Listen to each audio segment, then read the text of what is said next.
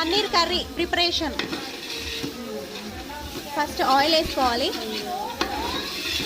బగారా ఆకులు, onion paste, సాజీరా,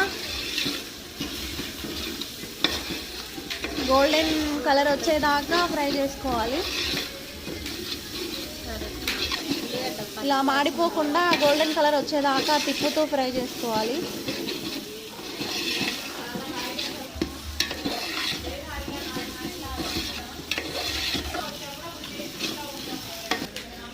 అల్లం paste బాగా వేగాక అల్లం పేస్ట్ వేసుకోవాలి. టమాటో పేస్ట్,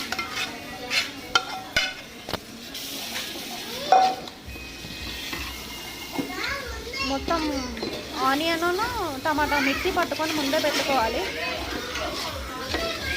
టమాటా పేస్ట్ వేసి